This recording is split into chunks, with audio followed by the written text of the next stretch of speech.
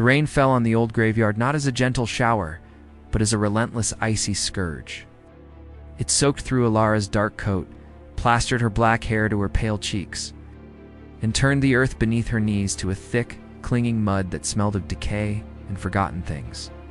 Before her stood a simple, weathered headstone, the name Van Helsing, barely legible against the gnawing granite. It was not a marker of a single person, but of the line itself. A family tomb for hunters who had spent generations spilling their blood under the moon. Her own blood felt like ice in her veins, a stark contrast to the memory of warmth that had once lived in the small cottage now lying in charred ruins just beyond the tree line.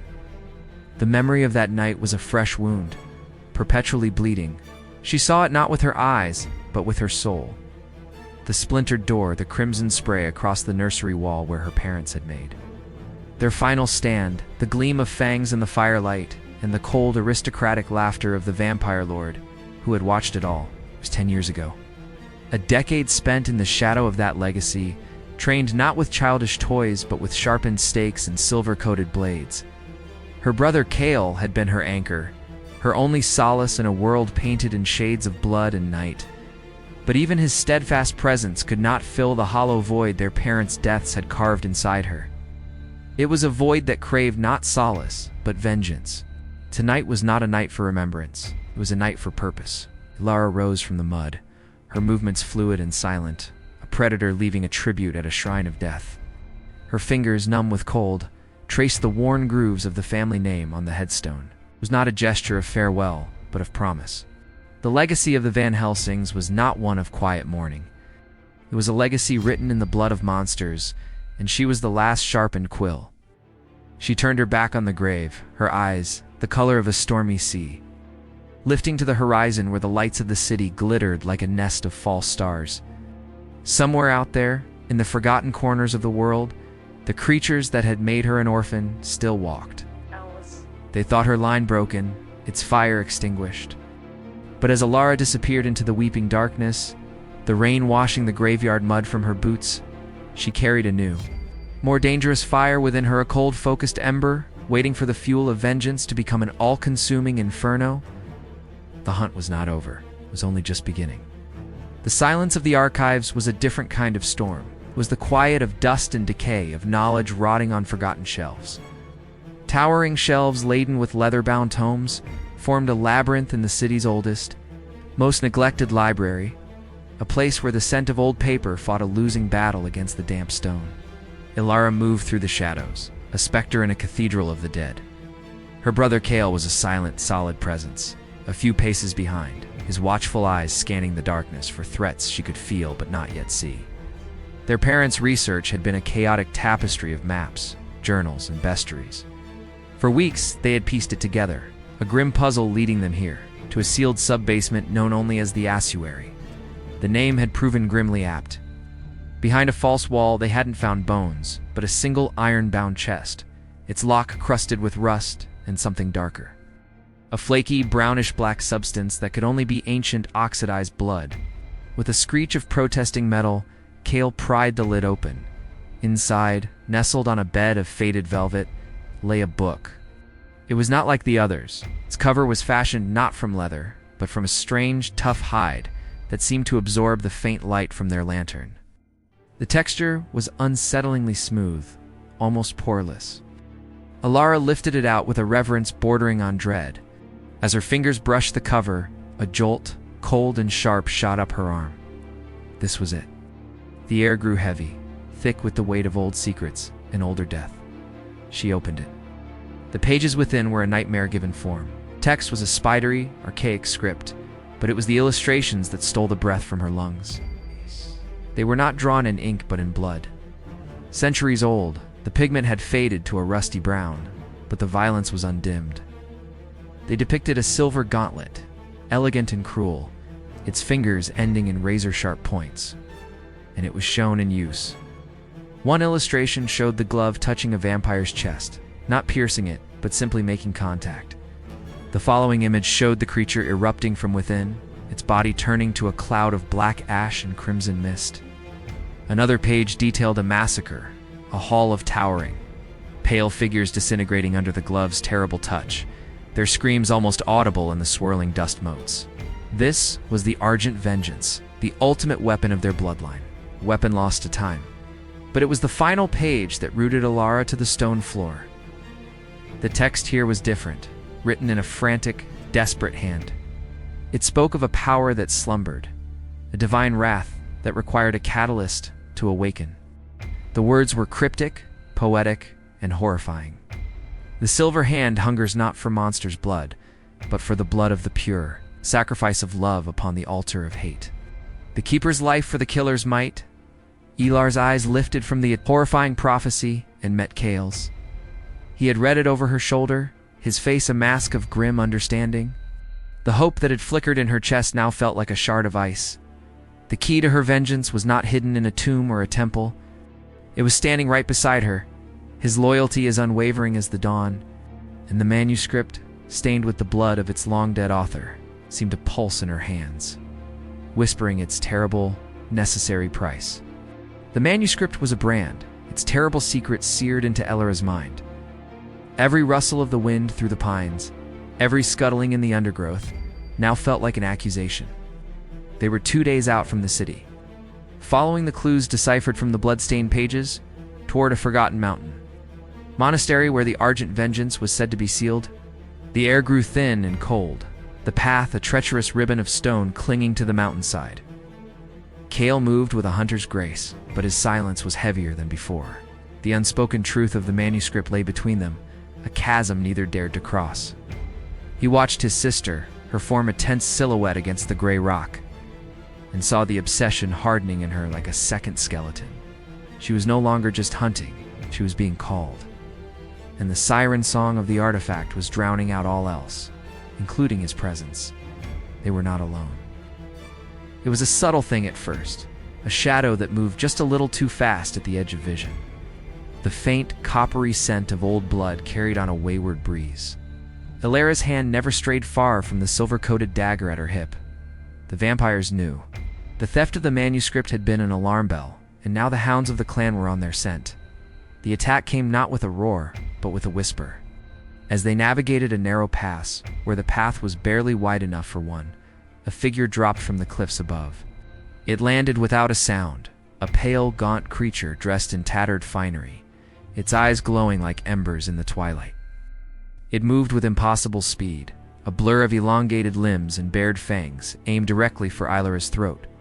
Kale was faster. He shoved Ilara behind him, his own stake flashing upward.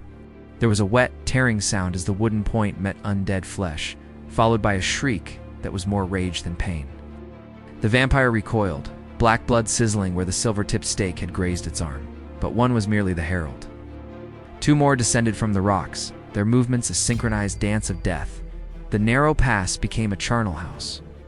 Alara fought with a feral desperation, her dagger finding its mark in a vampire's chest. The creature exploded in a shower of gore and black ash, the heat of its dissolution singeing her skin. The smell was abominable ozone and rotting meat. Kale was not as lucky. A second vampire, cunning and swift, ducked under his swing. A clawed hand, sharp as a scalpel, raked across his side. He grunted, stumbling back as blood, shockingly red and vital, bloomed through his tunic. The scent of his living blood sent the remaining creatures into a frenzy. Alara saw the injury, saw the pain contort her brother's face, and something inside her snapped. With a cry that was half sob, half battle roar, she launched herself at the wounded vampire, driving her dagger not just into its heart, but twisting it with a savage fury until the creature's form dissolved into nothingness. The final vampire, seeing its companions vanquished, melted back into the shadows from whence it came. A silent promise of a report being delivered. The fight was over as quickly as it began. The only sounds were their ragged breaths and the drip of Kale's blood onto the stone. Alara rushed to his side, her hands pressing against the wound, staining her fingers crimson. His blood was warm, so terribly alive. And as she looked from his pained face to the darkening trail ahead, the manuscript's prophecy echoed in her mind, no longer a cryptic warning but a chillingly clear instruction. The shadow on the trail was not just the vampires hunting them. It was the shadow of the sacrifice to come, growing longer with every step they took. The mountain monastery was a skeleton of stone, its ribs exposed to the biting wind. They found the entrance hidden behind a cascade of thorny vines, the stone archway carved with fading warnings of divine wrath. The air within was frigid and still, heavy with the dust of centuries. Cale leaned heavily on Alara, his face pale from the blood loss, his breath misting in the unnatural cold. Each step was a fresh agony for him, a stark contrast to the frantic energy coursing through her. They moved through desolate halls, their footsteps echoing in the vast silence. The monastery was a tomb, its only inhabitants the stone effigies of forgotten saints, their faces worn smooth by time. Following the final diagram from the manuscript, they descended into the heart of the mountain, down a spiral staircase that seemed to have no end. The air grew colder still, until their lungs ached with every breath. At the bottom lay a circular chamber, and in its center, upon a plain altar of black obsidian, it rested. The glove of Argent. It was more beautiful and terrible than the illustrations had depicted. Wrought from a metal that seemed to hold its own light, it was a masterpiece of the smith's art, elegant and severe. The silver was polished to a mirror shine, yet it cast no reflection, absorbing the faint light from their lantern instead of throwing it back. The fingers were slender, almost delicate, but tapered to points so fine they looked capable of piercing diamond. It lay there, inert, a slumbering god of death. Alara approached it as one would a holy relic, her heart hammering against her ribs. This was it. The culmination of her family's legacy, the answer to a lifetime of pain. She could almost feel its power radiating across the chamber, a promise of endings. With a trembling hand, she reached for it. Her fingers, still stained with the dark, dried blood from Cale's wound, hovered just above the cold metal. She expected a jolt, a surge of cosmic energy, a voice in her mind. There was nothing. She closed her hand around the glove. It was just a glove. A cold, heavy, and utterly lifeless piece of metal. A strangled sound of disbelief escaped her lips. She clutched it, willed it, begged it to awaken. She slammed it against the altar, the clang of metal on stone echoing through the chamber like a funeral bell. Nothing. It was a dud, a centuries-old joke. A final cruel trick played on her family line. Despair, cold and absolute, washed over her, more paralyzing than the mountain's chill. All of it, the death, the hunt, the terrible prophecy, for nothing. She sank to her knees, the cold of the stone floor seeping through her clothes. The glove of Argent lay beside her, a beautiful, useless trinket. The ultimate weapon was a lie. Her vengeance had died before it could even be born. In the silence of that profound failure, the only sound was Cale's labored breathing as he watched his sister shatter. The prophecy was not yet broken, merely waiting for its final, dreadful condition to be met. The glove was not asleep, it was waiting. Despair was a physical weight, crushing Alara against the cold stone floor. The glove of Argent lay where she had dropped it, a mockery of all her hopes. Its silver surface, which had moments before seemed to pulse with latent power, was now just dead metal, reflecting the flickering, dying light of their lantern. The silence in the chamber was no longer ancient and holy. It was the silence of a tomb, and she was buried alive in her failure. Cale watched her from the doorway, his own pain a distant second to the agony of seeing her break. He pushed himself off the wall, his movements stiff and careful, each step a fresh protest from the wound on his side. The blood had soaked through the makeshift bandage, a dark, ugly stain against the pale fabric. He did not approach the glove. He approached his sister. He knelt before her, the grit of the floor grinding beneath his knees. He did not touch her, did not offer empty words of comfort.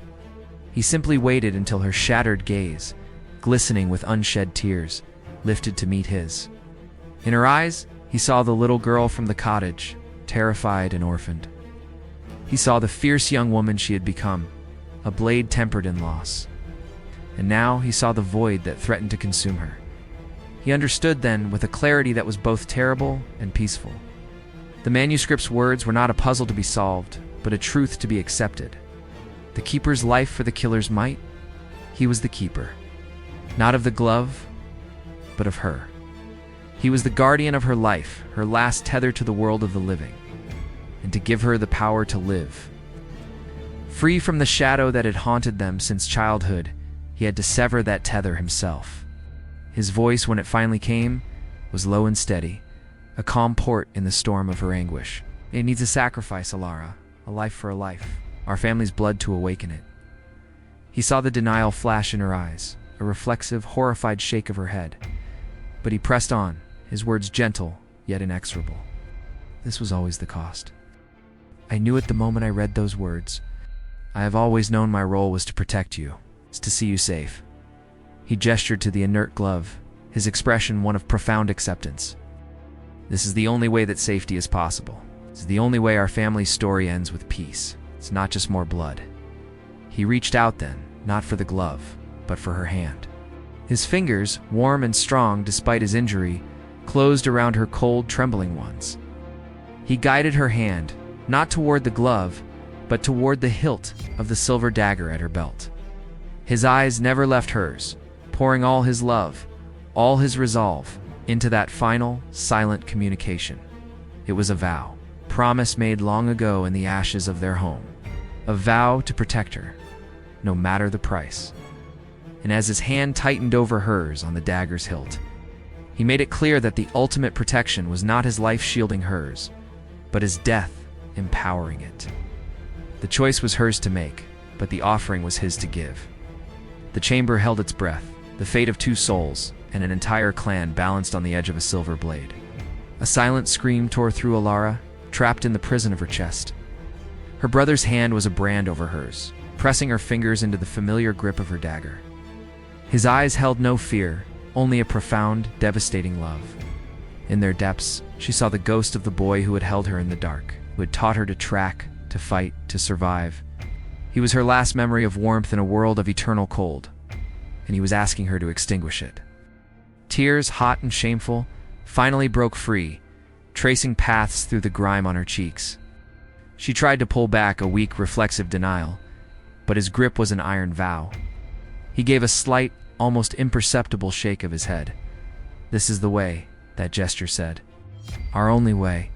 The world narrowed to the space between them, to the feel of the leather-wrapped hilt and the terrifying promise of the silver blade. Her breath came in ragged, shuddering gasps.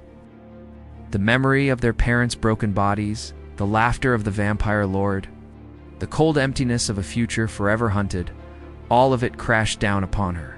Kel was offering her not just vengeance, but an end. A final, brutal, full stop to the story that had defined their lives. With a cry that was torn from the deepest, most broken part of her soul, she let him guide her hand. There was a resistance, a sickening moment of pressure, and then the terrible, wet slide of metal parting flesh. Cale did not cry out. A sharp, guttural exhale escaped his lips, his body jolting against hers. His eyes, still locked on hers, widened for a fraction of a second, not with pain, but with a final, overwhelming surge of devotion. Then, the strength left his limbs. He sagged forward, his forehead resting against hers, his warm blood flooding over her hand, hot and shockingly alive. As his life bled out onto the cold stone, a tremor ran through the chamber. The glove of argent lying in his pooling blood began to drink. The silver, once dull, ignited with a searing, cold white light. The intricate patterns along its surface swirled with a liquid, mercury-like fire. The air hummed, charged with a power that was both divine and profane. Gently, as if handling a sacred object, Alara laid Cale's body down. Her tears fell onto his still face, mingling with his blood on her hands. There was no time for grief. The power was a torrent inside her, demanding release. With a hand stained irrevocably with the price of its awakening, she reached for the glove. This time it was not cold. It was alive. It slithered onto her hand of its own volition, the metal molding itself to her skin like a second, perfect epidermis. A cosmic coldness flooded her veins, not the chill of death, but the absolute zero of celestial wrath. The pain, the grief, the love it was all still there, but now it was fuel, it was power. She stood, no longer just Alara, the last of the Van Helsings. She was the vessel of the Argent Vengeance. Her brother's final gift was not a memory, it was a weapon. and the hunt was about to begin in earnest. A new heart beat within Elira's chest, a rhythm of cold silver and searing grief. The glove of argent was no longer a separate entity. It was fused to her, its divine malice flowing through her veins like icy lightning. The all-consuming sorrow for Kale was still there, a black hole at her core, but now it was contained, focused, sharpened into a single, razored purpose. She left the mountain monastery, not as a fugitive, but as an apostle of ruin. The scent of her brother's blood, a sacred incense that guided her path. The vampires, emboldened by their earlier skirmish, had gathered at the mountain's foot. They were a hunting party of 5, their pale forms stark against the dark pines, their laughter echoing with the confidence of predators who believed their prey cornered. They smelled the blood on her, Kale's blood, and mistook it for weakness. Their leader, the same gaunt creature from the pass, stepped forward, a cruel smile twisting its lips. The little hunter returns alone. Did we not make our point clear enough? Elara did not answer with words. She simply raised her gloved hand. The silver fingers seemed to drink the moonlight, casting no reflection, promising only oblivion. The vampire lunged, a blur of fangs and claws aimed to tear out her throat. There was no finesse in Elara's movement, no practiced block. She merely met the charge, her gloved fingers outstretched. She did not strike a blow. She simply laid her palm against the creature's chest. The effect was instantaneous and catastrophic. A light blindingly white and impossibly pure erupted from the point of contact. It did not burn, it unmade. The vampire's shriek was cut short as its body disintegrated from the inside out. Flesh, bone, and ancient cloth vaporized into a swirling storm of black ash and crimson mist, the very essence of its being torn apart at a molecular level. The concussive force of the dissolution knocked the other vampires back, their smug confidence replaced by a primal, staggering terror. The coppery scent of vaporized blood filled the air, a grotesque perfume. Elara turned her gaze upon the remaining 4. There was no anger in her eyes, no hatred. There was only the void and the absolute certainty of her function as she moved among them. They were creatures of impossible speed, but to her, they were statues. The glove was not a tool, it was a law of nature. A touch to an arm turned the limb to drifting soot. A brush against a shoulder erased half a torso.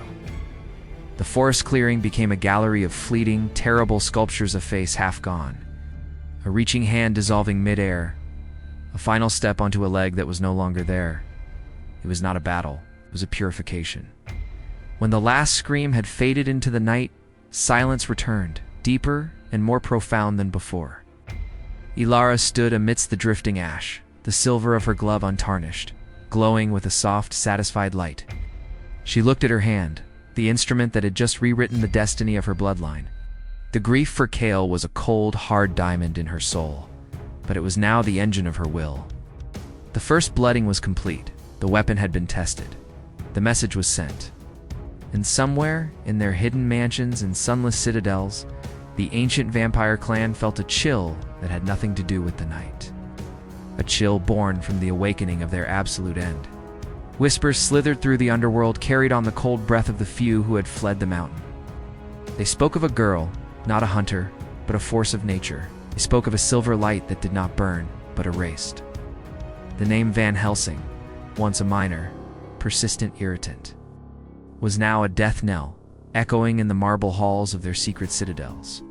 Fear, a sensation most had forgotten over centuries, began to rot their ancient confidence from the inside. The clan was fracturing. The old hierarchies built on age and power crumbled under the weight of a new, simple truth. A single touch meant oblivion. Elara was no longer hunting individuals. She was dismantling an empire. She found their haunts, not through subtle tracking, but by following the tremors of their panic. A decadent blood soiree in a walled estate on the outskirts of the city became her next destination. The music was loud, a frantic attempt to drown out the dread. Vampires clad in the fashions of bygone eras drank and danced with a desperate, feverish energy, trying to convince themselves they were still the masters of the night. They did not hear her enter, they felt her. The very air grew cold and thin, the music dying as if strangled. She stood in the doorway, a solitary figure in travel-worn clothes, her right hand gleaming with a soft, malevolent light. The glove of argent hummed, a low, hungry sound that vibrated in their bones. What followed was not a fight. It was a culling. She walked through the grand ballroom, and where she passed, existence ended. A nobleman reaching for a crystal glass met her touch and became a cloud of black dust, the glass shattering on the empty floor. A pair of dancers locked in a macabre waltz were swept into a single, silent conflagration of ash. There were no screams of pain, only cries of pure, undiluted terror, cut short as the silver light found them. Blood, the currency of their kind, was rendered meaningless. It hung in the air in fine red mists before dissipating, the only ephemeral monument to lives erased. The polished marble floors were coated in a layer of fine, gray ash, swirling around Alara's boots as she moved with an unhurried, inexorable pace. She was a scythe moving through a field of rotten wheat, as some of the ancient ones, those who remembered the stories of the glove from half-remembered legends, tried to use their powers. They moved with speed that blurred sight, only to find her waiting, the glove always in the path of their charge. They summoned illusions, but the glove saw only the cold truth of their undead hearts. They threw tables and hurled statues with telekinetic fury, but the silver light vaporized anything that crossed its path. In less than 5 minutes, the ballroom was silent. The only movement was the slow settling of ash. Lara stood at the center, the glove's light finally dimming, its hunger temporarily sated. She felt no triumph, only the cold, relentless progression of her purpose. Each life taken was a brick laid upon Kale's pyre, a monument to his sacrifice. The clan was now in a frenzy of terror. Their strength, their numbers, their ancient power, it was all meaningless. They were no longer the hunters, they were prey, and their predator was a grief-stricken girl with a hand that held the power of a forgotten god. Their world was shrinking, and the walls were closing in, forged from silver and fueled by a brother's love. The trail of terror did not lead to a castle, but to the earth itself. The surviving vampires, driven by a primal instinct for preservation, had fled to their most ancient and fortified refuge, a necropolis buried deep beneath a range of jagged, unforgiving mountains. It was a city of the dead, built for the undead, its entrance a yawning chasm that exhaled air cold enough to freeze hope. This was the heart of the nest, the ancestral seat of the clan that had murdered her family. Alara descended into the darkness, the glove of argent casting a pool of cold silver light around her. It was the only light in that abyss. The air thickened with the miasma of centuries-old blood, dust, and the peculiar dry scent of vampires who had slumbered for ages.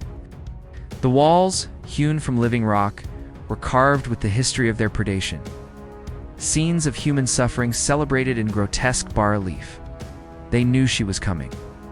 There were no more desperate parties, no more arrogant nobles. This was their last stand.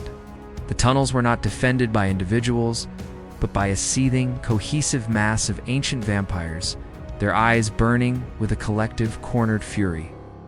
They came at her in a wave, a tide of fangs and claws and centuries-honed power. It was here, in the tight, claustrophobic confines of the necropolis, that the true, horrifying power of the glove was fully unleashed.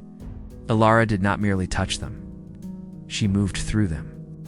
She became a vortex of dissolution. A sweep of her arm erased a row of advancing figures, their forms bursting into clouds of ash that choked the tunnels. A thrust of her hand into the chest of a hulking ancient guardian caused the creature to implode, the shockwave pulverizing those behind him. The tunnels ran with rivers of ash and brief bloody mists. The vampire's desperate attacks were meaningless. Claws shattered against the silver light. Fangs could not pierce its aura. They were insects hurling themselves against a star. Lara was no longer a girl. She was a concept, the concept of ending. She carved a path through their heart, a grisly pilgrimage through the carnage of her own making. The deeper she went, the older and more powerful the vampires became, but the result was always the same. A touch, a flash of blinding white, and then nothing. The very stone of the necropolis began to groan, the foundations of the vampire world trembling under the weight of their extermination. Finally, the tunnels opened into a vast, cavernous chamber. It was not a throne room, but a sepulchre. And in the center, resting not on a throne but within a stone sarcophagus, was the source of it all. The air hummed with a power far older and denser than anything she had yet felt. This was not another soldier. This was the root, the progenitor. The lid of the sarcophagus began to slide open, not with hands, but with a will that shifted the stone itself. From within, a palpable dread seeped out, a cold so absolute it threatened to extinguish the very light of the glove. The final battle was not ahead. It was here now, awakening from its long slumber. The heart of the nest was not a place, it was a being, and it was opening its eyes. The stone lid of the sarcophagus slid back with a sound like a mountain grinding its teeth. From the obsidian darkness within, a presence unfolded into the chamber. So vast and ancient, it seemed to drink the very light from the air. The glove of Argent's glow, which had vaporized legions, dimmed as if in deference, its silver light struggling against the oppressive gloom. He rose not with the jerky motion of the undead, but with the slow, inevitable uncoiling of a primordial force. This was no mere vampire. This was the progenitor. His form was tall and gaunt, draped in robes that seemed woven from solidified shadow. His skin was pulled taut over a skull of terrible beauty, and his eyes were not red, but black pools of absolute nothingness that had witnessed the dawn of empires in their dust. The air grew heavy and cold, the psychic weight of his awakening pressing down on Ilara's mind, whispering of despair and the futility of her quest. He spoke, and his voice was not a sound, but a vibration that shook the foundations of the necropolis. The little silver key has finally found its way to the lock. His gaze fell upon the glove. It's not with fear, but with a weary, cosmic recognition. I remember the hands that forged that. They screamed so sweetly as I drained them. Ilara felt a terror she had not known since the night her parents died. This was not the fear of death, but the fear of insignificance. Her vengeance, her brother's sacrifice, felt like a minor event in this creature's eternal timeline. The glove on her hand felt cold and distant, its power seeming to waver before the source of all the blood she had ever hunted. He moved. It was not speed, it was the displacement of space. One moment he was at the sarcophagus, the next he was before her. A clawed hand, more like polished bone than flesh, lashing out. It was not aimed to kill, but to disarm, to mock. The impact was like being struck by a falling star. Ilara was hurled across the chamber, her body slamming into the stone wall with bonjoring force. Pain, bright and sharp, flared through her. The glove flared in response, defensive burst of light that seared the Ancient One's fingertips, making him recoil with a hiss that held the first note of true anger. He looked at the faint smoke rising from his hand, then back at her, the void of his eyes narrowing. "So, it still bites," he murmured, his voice now a razor's edge. Pity. He came for her again, and the true battle began. It was not the one-sided purification of the tunnels. This was a cataclysm. He wielded shadows as physical weapons, lashing whips of darkness that cracked against the silver light of the glove. He moved with a knowledge of combat that predated human history, his attacks flawless, his defense impenetrable. Ilara was driven back, her every move a desperate parry.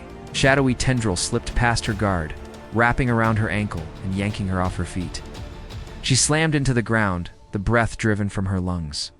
She rolled, the glove scraping against the stone floor and leaving a trail of molten silver. The Ancient One was upon her, his form blotting out the world. He reached for her throat, his intent to simply crush the life from this persistent insect.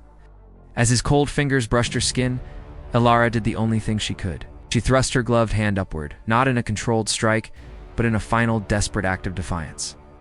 The silver fingers met the center of his chest. There was no blinding flash of light, no instant dissolution. Instead, a sound like a thunderclap filled the chamber. A web of searing white light erupted from the point of contact, crawling over the Ancient One's form. He roared, a sound of such pure, unadulterated fury and pain that the cavern trembled, stones falling from the ceiling. He staggered back, clutching his chest where the light continued to burn, fighting the unmaking. He was not destroyed, but for the first time in millennia, he had been wounded. Truly, meaningfully wounded. The void in his eyes now blazed with a hatred as infinite as his existence. The mockery was gone, the weariness vanished, there was only rage. The ultimate weapon had met the ultimate predator, and it had found its match. The true test had just begun. The wound on the Ancient One's chest smoldered, a constellation of searing white light eating into the fabric of his being. The casual arrogance was gone, replaced by a world-ending rage. He no longer saw a girl, he saw the echo of the Smiths who had dared to cage death in silver, and all the millennia of annoyance the Van Helsing line had represented. He moved now with a purpose that cracked the air, his form blurring as he summoned the full, terrifying extent of his power. The cavern became a maelstrom of shadow and light. He tore stalactites from the ceiling with a thought, hurling them like javelins. Alara weaved through the stone rain, the glove of argent flaring, vaporizing any that came too close. Shadows solidified into claws that raked at her, drawing lines of fire across her arms and back. The coppery scent of her own blood now mixed with the pervasive ash. She was tiring, the human body within the divine weapon reaching its limit. He was learning, adapting. He would faint, drawing her strike, then flow around the deadly silver light. A whip of darkness caught her across the chest, throwing her back. She landed hard, the glove skittering from her fingertips. For a terrifying second, she was just Alara, broken and bleeding on the floor of a tomb. The Ancient One loomed over her, a smile of terrible triumph on his ancient face. The key is broken. The lock remains. He reached for her, his shadow engulfing her. But the glove was not just a tool. It was a covenant. A pact sealed with a brother's blood, as the Ancient One's shadow touched her. A memory bright and clear. They seared through her pain. Kale's hand guiding hers. Not in a strike of death, but in an offering of love. His final vow. To see you safe. A surge of power, not cold and alien, but warm and fiercely familiar, erupted from her core. It was not just the glove's power, it was theirs. Her will, his sacrifice, their shared legacy. The glove of argent, lying a few feet away, flared with a light so brilliant it was beyond white. It did not gleam, it roared. With a final guttural cry that held every ounce of her grief and love, Alara lunged, not for the glove, but for the Ancient One. Her bare, bloodied hand slammed into the smoldering wound on his chest. For a moment, nothing happened. The progenitor looked down, a flicker of confusion in his void-like eyes. Then, the light within his chest exploded. It was not a dissolution like the others. It was an unraveling. The white light tore through him, ripping his ancient form apart from the inside. He did not scream. He came undone. His body fragmented into a million motes of black dust and a screaming vortex of captured souls, all bursting into silent final light. The shockwave blew outwards, flattening Alara against the wall and scouring the cavern clean. Silence, absolute and profound. Alara lay amidst the settling dust, the glove of argent now cool and dormant beside her. The oppressive presence, the ancient evil that had festered in the world for millennia, was gone, utterly. Finally, she pushed herself up, her body a symphony of pain. The cavern was empty, no throne, no sarcophagus, no enemies. Only the fine gray ash of an entire species, scattered to the winds of a dead world. She had done it. The clan was destroyed. The vengeance was complete. But as she looked at the glove, and then at her own scarred, empty hands, she felt no triumph. Only the vast, echoing silence where a brother's laugh should have been. The ashes were scattered. The dawn was hers. But the cost of the light was a shadow that would never leave her.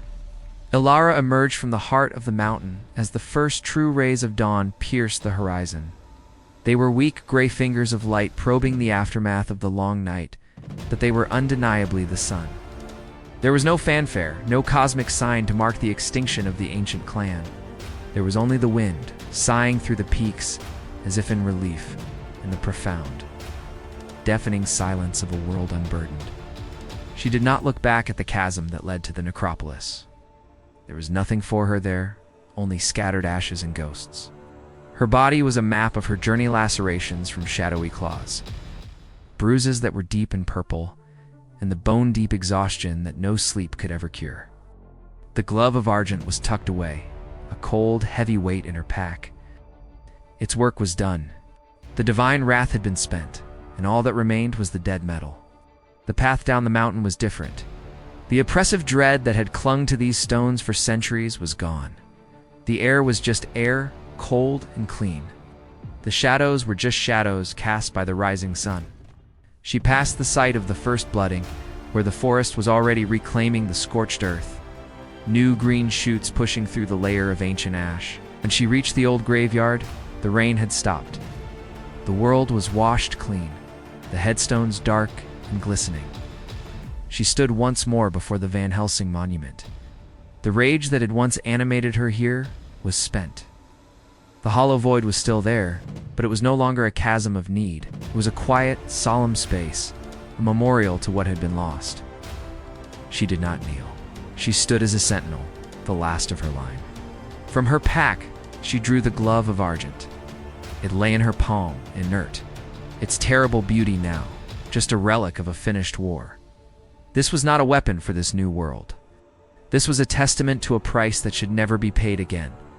With a slow, deliberate motion, she knelt and scraped a hole at the base of the family headstone, in the earth that held her ancestors.